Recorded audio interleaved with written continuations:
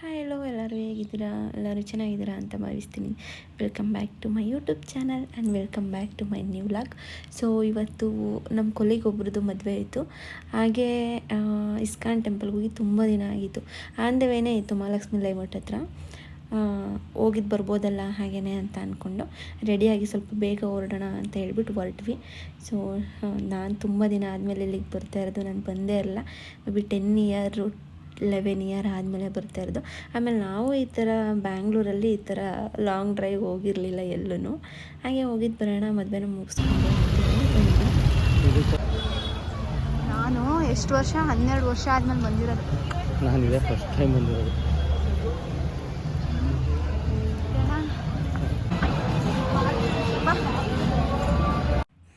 ನಾವು ಬಂದಾಗ ಅಂದರೆ ನಾನು ಅವಾಗ ಬಂದಿದ್ದೆ, ನನ್ನ ಬರ್ಡೇ ಇತ್ತು ಅಂತೇಳಿ ಬಂದಿದ್ದು. ಅವಾಗ ಇದ್ದಿದ್ದ ಟೆಂಪಲ್ಗೂ ಇವಾಗಿರೋ ಟೆಂಪಲ್ಗೂ ಸಿಗಾಬಿಟ್ಟೆ ಡಿಫ್ರೆಂಟ್ ಅನ್ನಿಸ್ತು. ಬಟ್ ಅದು ರೌಂಡ್ ಹಾಕ್ಕೊಂಡೇ ಬರಬೇಕು. ನಾವು ಅವಾಗ ಮೆಟ್ರೋದಲ್ಲಿ ಬಂದಿದ್ವಿ, ಇಳ್ಕೊಂಡು ನಡ್ಕೊಂಡು ಬಂದಿದ್ವಿ. ಈ ಸಲ ಬಂದಾಗ ಗಾಡೀಲಿ ಬಂದಿದ್ದಲ್ಲ, ಆ ಥರ ಏನು ಅನಿಸಿಲ್ಲ, ಒಳಗಡೆನೇ ಹೋದ್ವಿ. ಆವಾಗ ಬಂದಾಗೆಲ್ಲ ಸ್ವಲ್ಪ ಲಾಂಗ್ ಅನ್ನಿಸ್ತಿತ್ತು, ಬಟ್ ಅಷ್ಟೊಂದು ಜನ ಎಲ್ಲ ಆವಾಗ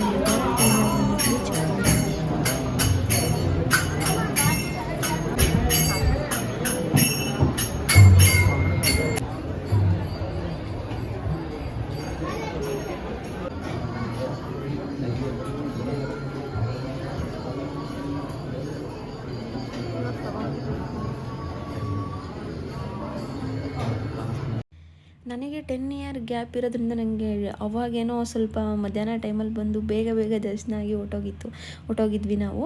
ಸೊ ಅದಕ್ಕೆ ಇವಾಗಲೂ ತುಂಬ ಕನ್ಫ್ಯೂಸ್ ಆಗ್ತಾಯಿತ್ತು.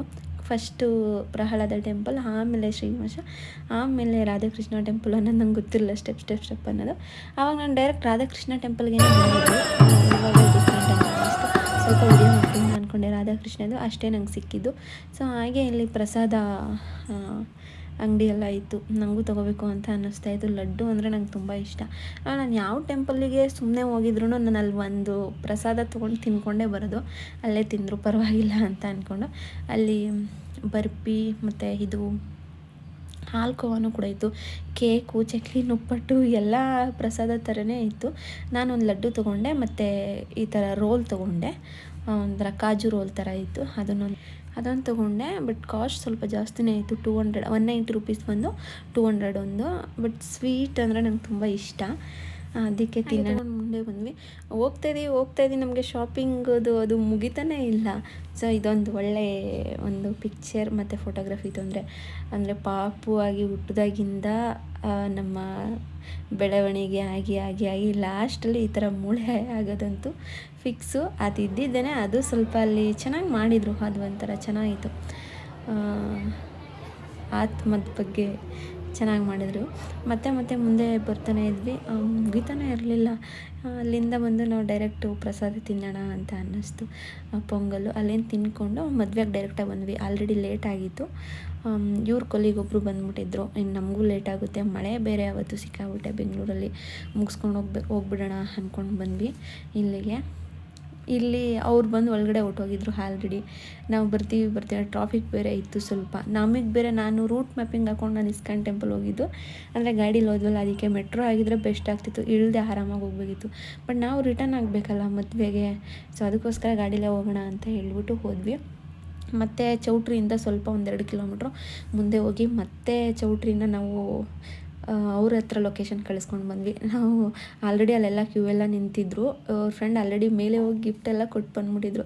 ನಾವು ಇನ್ನೊಂದು ಸಲ ಏನು ಹೋಗೋದು ಅಂತ ಅಂದ್ಬಿಟ್ಟು ಅವರಪ್ಪ ಅಮ್ಮನ ಮಾತಾಡಿಸ್ಕೊಂಡು ಹಾಗೆ 1-2 ಫೋಟೋ ತೊಗೊಂಡು ಕೆಳಗಡೆ ಬಂದ್ವಿ. ಇದು ಲಿಂಗಾಯತ್ಸ್ ಅವ್ರದ್ದು ಮದುವೆ. ಸೊ ಬಂದ ತಕ್ಷಣ ನಂಗೆ ಪಾನಿಪುರಿ ತಿನ್ನಬೇಕು ಅಂತ ಇಷ್ಟ ಆಯಿತು. ನಾನು ಪಾನಿಪುರಿ ತಿನ್ನೋದೇ ಪಾನಿ ಕುಡಿಯೋಕ್ಕೋಸ್ಕರ. ಸೊ ಫಸ್ಟು ಪಾನಿಪುರಿ ತಿಂದ್ಕೊಂಡು ಆಮೇಲೆ ಊಟಕ್ಕೆ ಹೋಗೋಣ ಅಂತ ಬಂದ್ವಿ. ಇಲ್ಲೆಲ್ಲ ಬುಫೆ ಸಿಸ್ಟಮ್ ಇತ್ತು. ನಾನು ಬೇರೆ ಮನೇಲಿ ಪೂಜೆ ಮಾಡಿ ಸ್ವಲ್ಪ ವಾಟರು ಕುಡಿದನು ಕೂಡ ಹಾಗೆ ಹೋಗ್ಬಿಟ್ಟಿದ್ದೆ.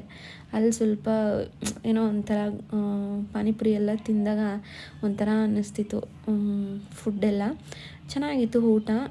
ಬಟ್ ನನಗೇನೋ ಪಲಾವ್ ಸ್ವಲ್ಪ ಇಷ್ಟ ಆಗಲಿಲ್ಲ, ಅದೇ ಗ್ಯಾಸ್ಟ್ರಿಕ್ ಅನ್ನಿಸ್ತು.